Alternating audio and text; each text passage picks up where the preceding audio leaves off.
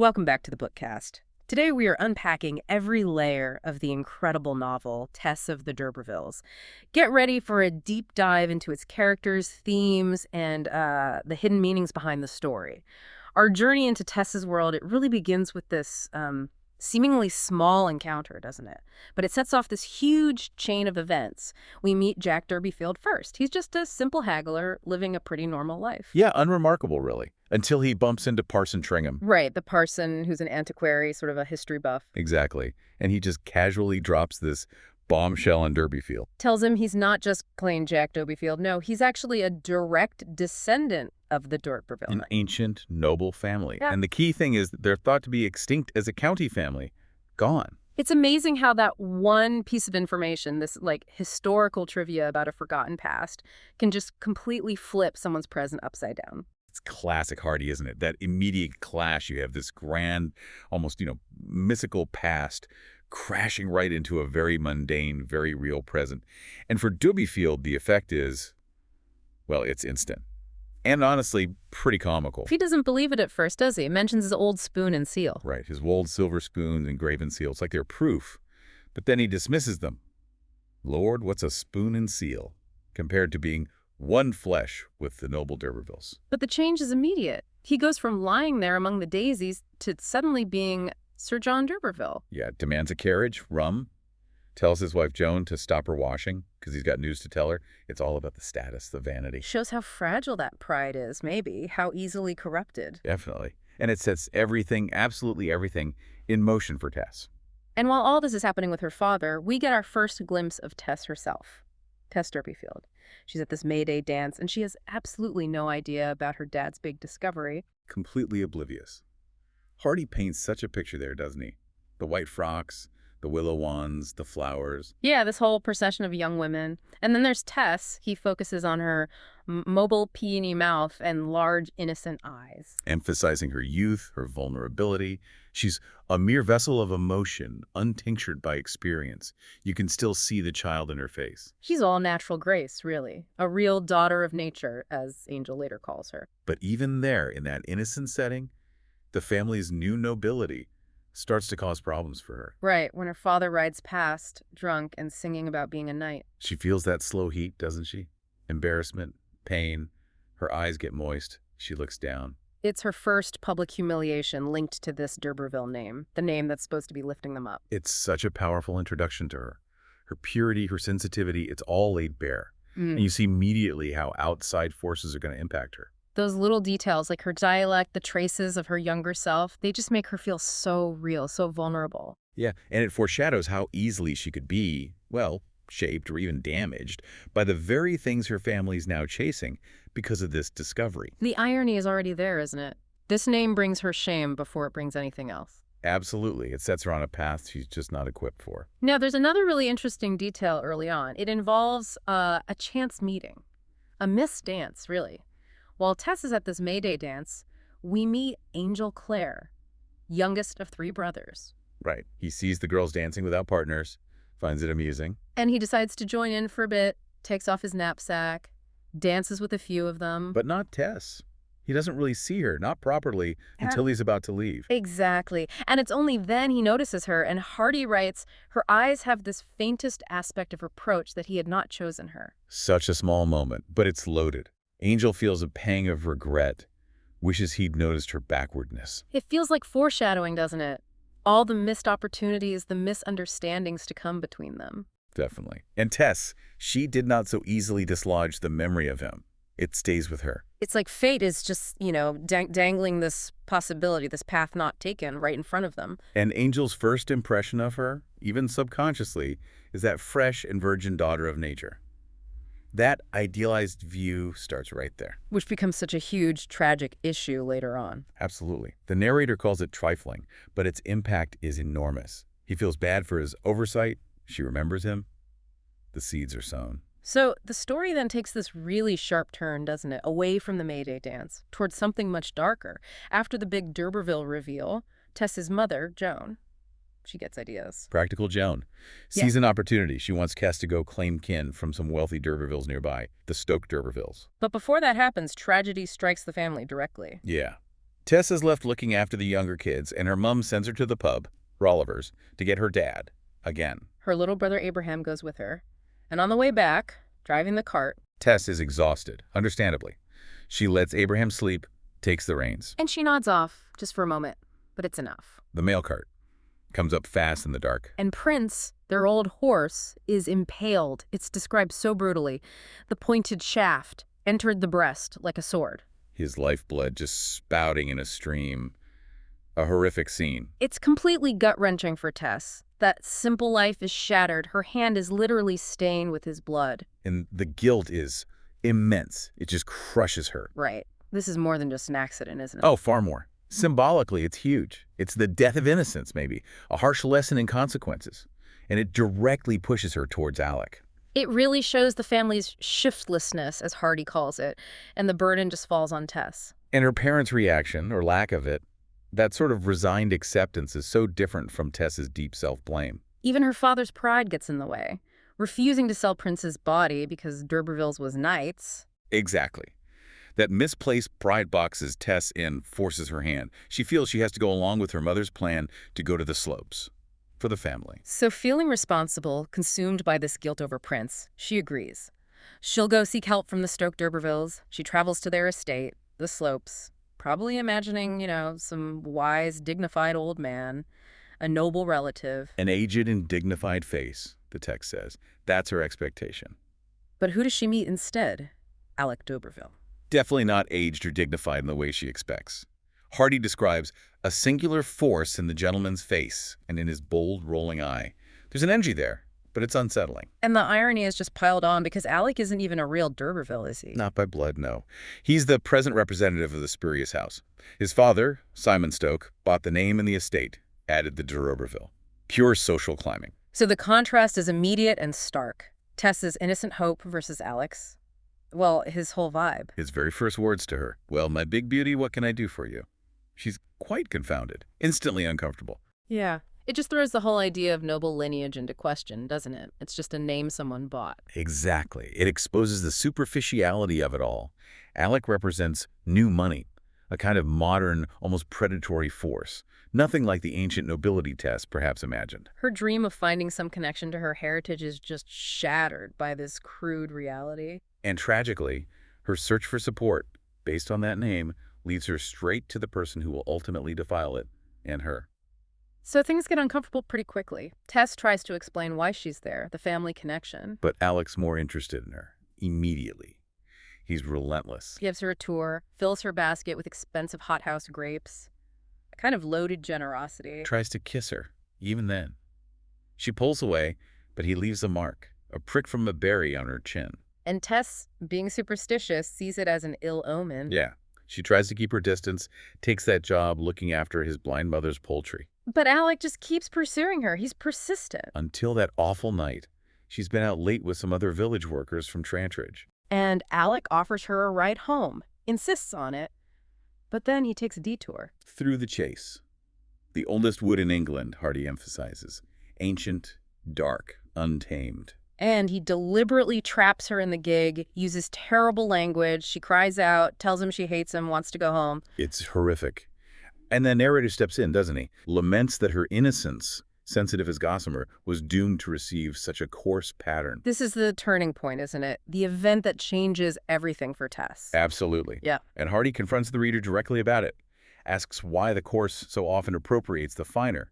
Says philosophy hasn't explained it. He refuses to simply blame Tess. Not at all. He even brings in that idea of generational karma, suggesting maybe her mailed ancestors did similar things to peasant girls. It complicates blame, points to larger forces. But the immediate reality is this power imbalance. Alec's entitlement, his aggressive pursuit, just steamrolls her resistance. And the setting, the chase, that ancient woodland, it reinforces this idea of primal forces beyond social rules overwhelming her. So, what happens to Tess after this? How does it change her? Profoundly. She returns home, but she's not the same. She walks all the way back, refusing Alec's ride.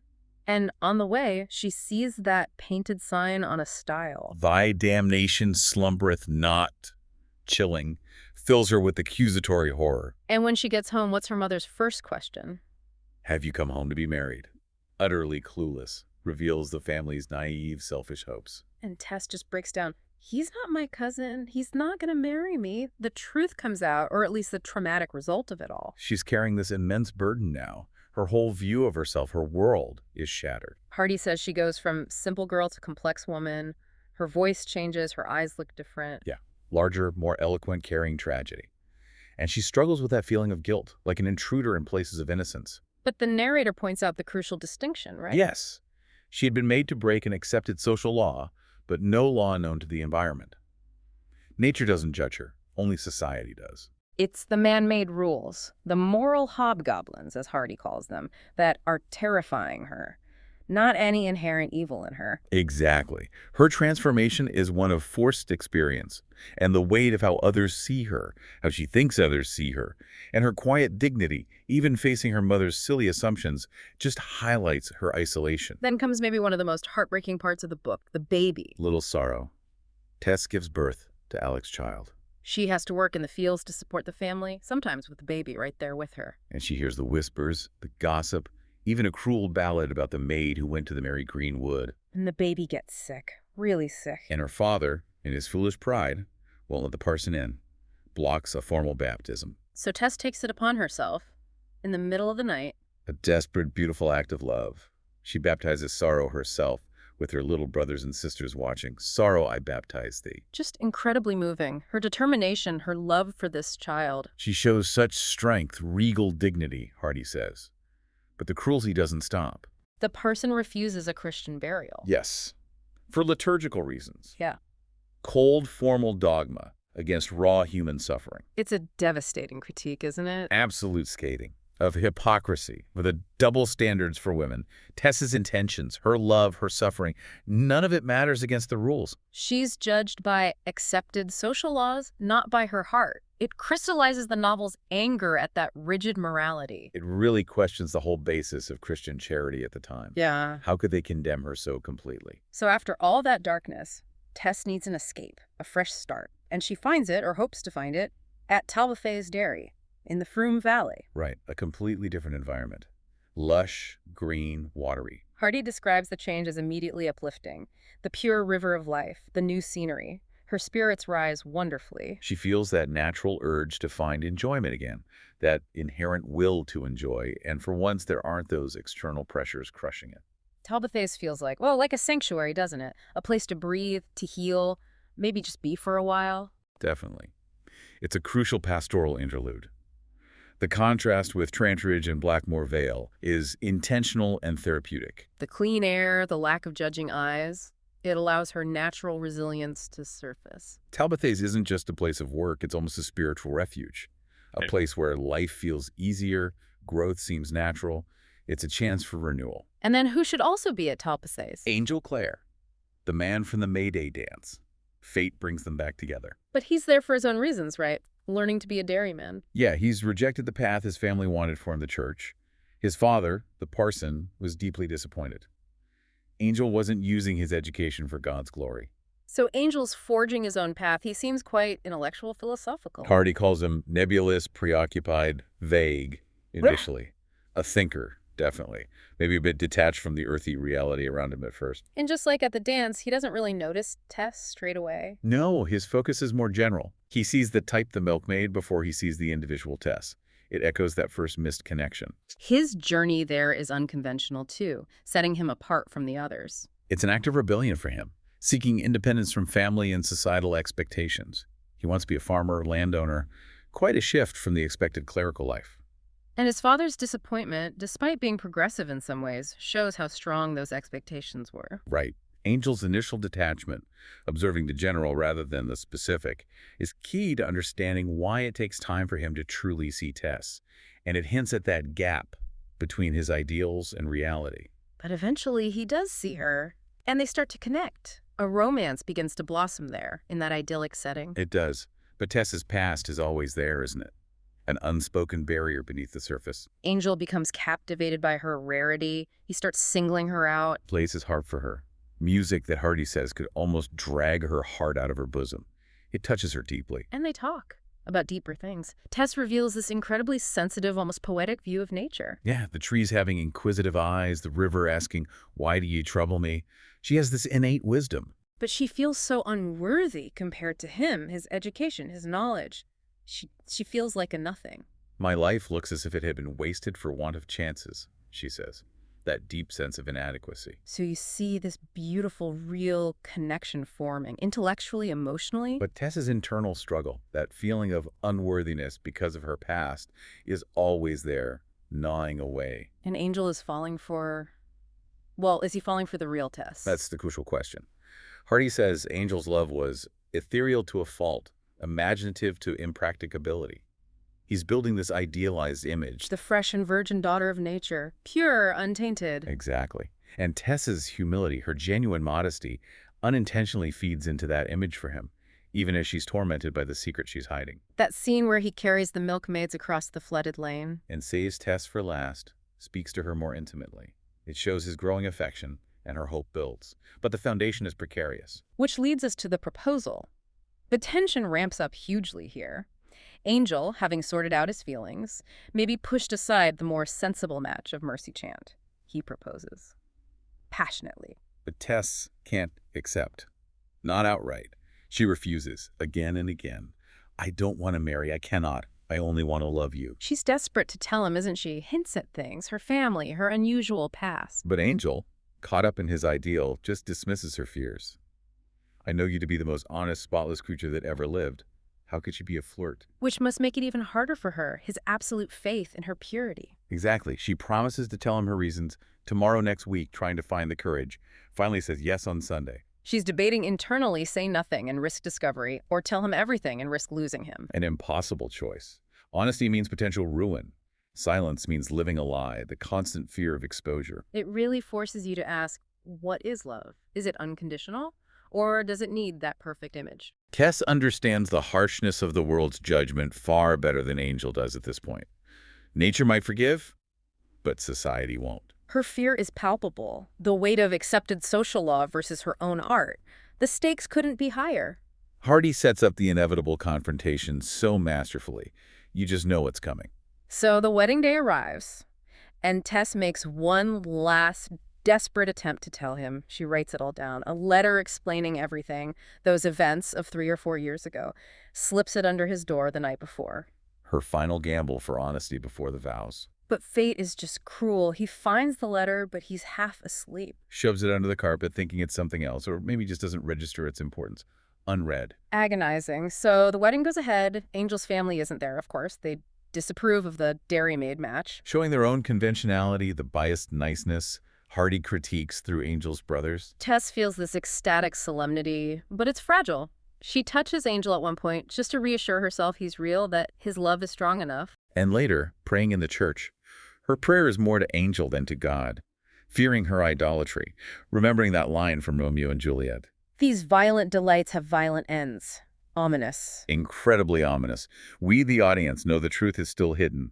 That missed letter hangs over everything. It's supposed to be joyful, but the dread is overwhelming. The irony is almost unbearable. And Hardy subtly reinforces the sense of unease with details like the old gout-ridden postilion driving their carriage with his running wound, a hint of sickness beneath the surface. Tess's fear, her intuition about the fragility of their happiness. It's heartbreaking. Absolutely. She senses the danger, even if she doesn't know exactly how it will unfold. Which brings us to the wedding night, the moment of truth. They're at this old D'Urberville manor house, Wellbridge.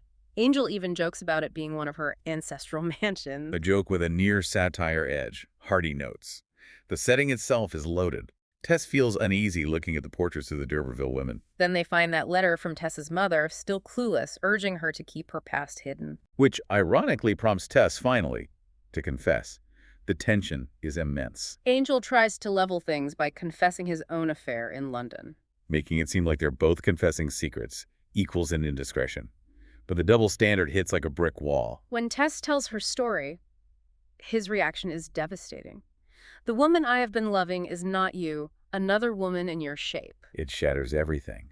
His ideal is destroyed, and he can't see the real woman standing there. It's the moment we've been dreading, isn't it? The weight of her past colliding with his rigid idealism. It is. And Hardy dissects Angel's character so precisely here. That hard logical deposit in him, that vein of inflexible thinking. His love was too perfect, too imaginary. Ethereal to a fault, imaginative to impracticability. He loved the idea of Tess, the symbol, more than the person. Despite his own past lapse, he can't forgive her as he sees her as an imposter. The portraits on the wall almost seem to foreshadow it, representing male judgment, maybe even revenge on women. His inability to separate her past act from her present self is his tragedy and hers. So, what happens immediately after the confession? How does Angel cope?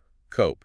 He completely unravels. He can't reconcile the Tess he married with the Tess whose story he just heard. He's tormented, spends the night pacing, wrestling with it, and then the sleepwalking.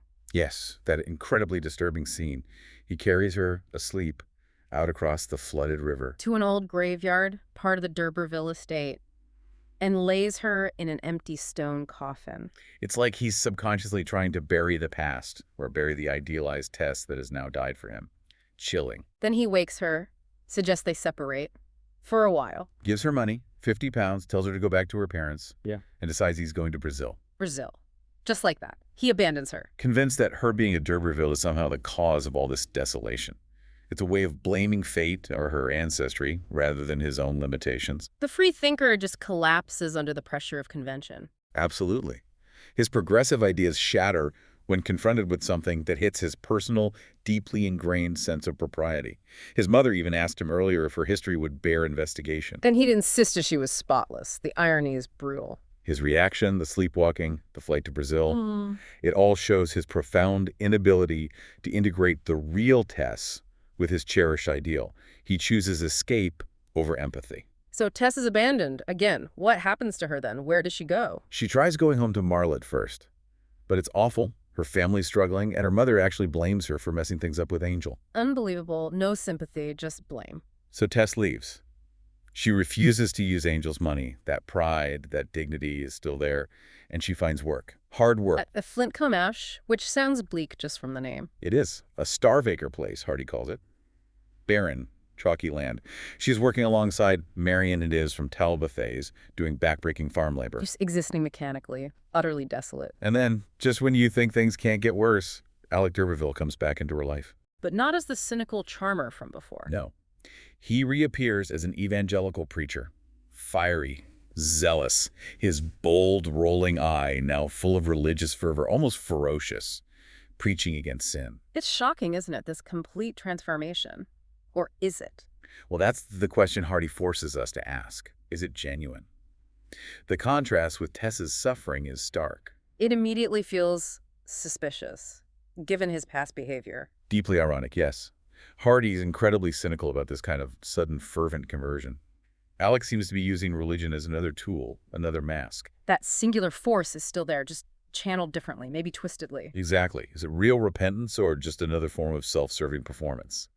Meanwhile, Tess is stuck in this bleak landscape, physically and emotionally drained, making her even more vulnerable. And the work itself sounds brutal, especially the threshing machine. Oh, that scene is incredibly powerful. Hardy describes the relentless, ceaseless labor.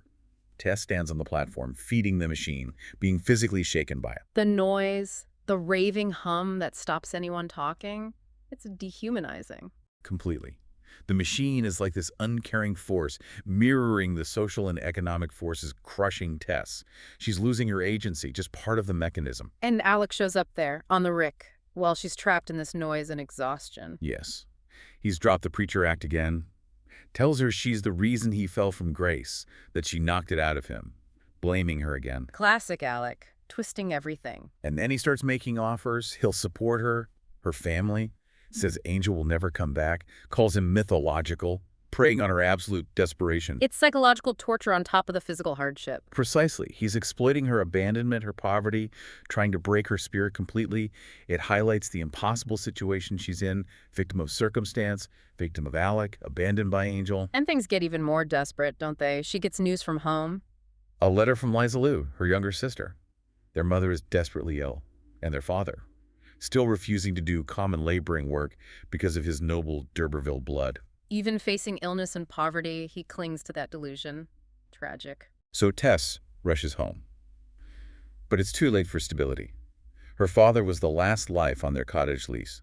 He dies shortly after, and the family is evicted. Homeless. At her absolute lowest point, grieving, destitute, responsible for her whole family. And who turns up right on cue, seeing her utter vulnerability. Alec, of course, the supposed savior. Offers everything, a place to live, help for her mother, schooling for the kids, but with strings attached, huge strings. And he twists the knife, doesn't he? Tells her Angel will never come back, knowing men, knowing the reason for their separation, just piling on the pressure. It's cruel, calculated manipulation, and Tess feels this surge of bitterness even towards Angel.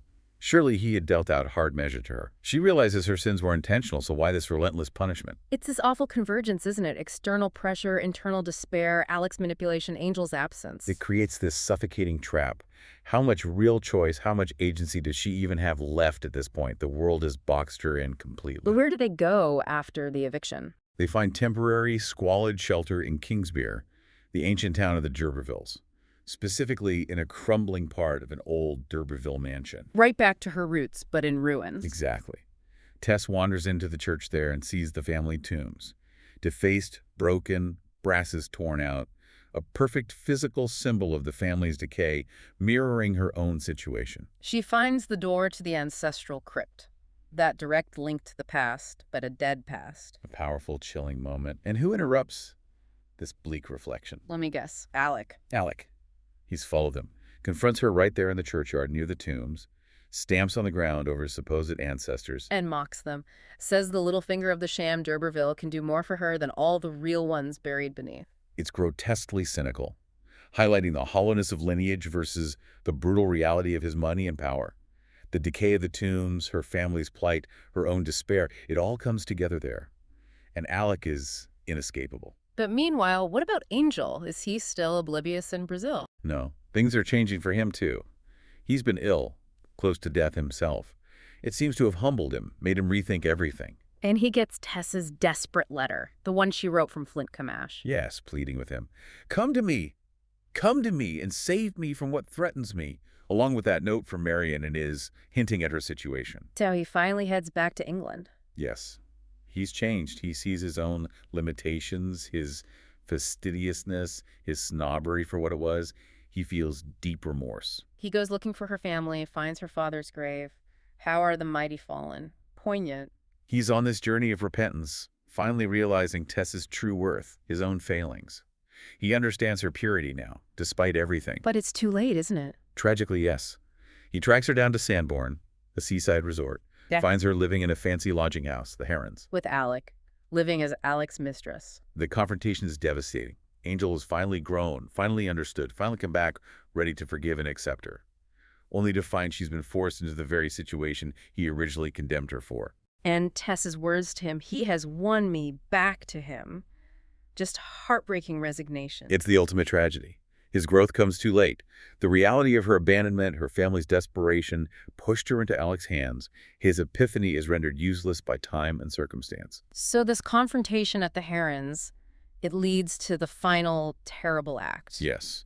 The landlady, Mrs. Brooks, overhears fragments. Tess's anguish, "Oh yes, I have lost him now again because of you." Then sounds of a struggle, Alec's sharp words. And later the landlady finds Alec dead, stabbed. Tess, in a final desperate act of rage and despair, has killed him. The culmination of all the abuse, the manipulation, the betrayal. She flees, finds Angel, tells him straight out, I have killed him. It's an act of liberation, in a way, freeing herself from her tormentor. But it also seals her doom. Yet they have that brief period together afterwards, on the run. A strange, dreamlike few days of peace. Hardy describes them walking together, clasping the other around the waist, in this vague, intoxicating atmosphere of being finally united, ignoring the corpse left behind, ignoring the inevitable future. A fleeting glimpse of the happiness they could have had. It's an act born of utter desperation, isn't it? Not calculation. Absolutely. Her cry to Angel, "He taunted me and called you by a foul name. My heart could not bear it," shows it was an explosion of unbearable pain and, strangely, loyalty to Angel. Hardy even notes Angel's amazement at the strength of her affection, which seemed to erase her moral sense. It forces us to question simple notions of guilt and justice. And their flight leads them, incredibly, to Stonehenge. Yes. After days of wandering, they stumble onto Salisbury Plain, onto Stonehenge itself, this ancient, monumental place. Tess is exhausted, physically and spiritually. She lies down on one of the fallen stones, an oblong slab. Angel points out it might have been an altar, and she feels peace. She says it's so solemn and lonely after my great happiness, with nothing between us and God. A strange sense of belonging. It's a pagan place, isn't it? Outside the Christian framework that judged her so harshly. Exactly. She asks if they sacrifice to God there. Angel says no, I believe to the sun. A primal, natural connection. She even says she feels at home there, recalling Angel calling her a heathen at Talbothays. It's profoundly symbolic. And in that moment of strange tranquility, she makes that final request of Angel. To marry her sister, Liza Lou, after she's gone. She has all the best of me without the bad, Tess says. A good wife for him. The ultimate act of selfless love, ensuring his future happiness, accepting her own fate. It's heartbreakingly noble. Finding peace on a pagan altar, sacrificing her future for his. It's a moment of transcendent clarity almost, found in the shadow of doom. But that peace can't last. The modern world intrudes. As dawn breaks over the stones, the authorities arrive. They've tracked them down. Angel pleads with them, let her finish her sleep. A desperate, futile request. He holds her hand as she wakes up, and she knows immediately. Her final words, yes, dearest, they have come. It is as it should be. I am ready.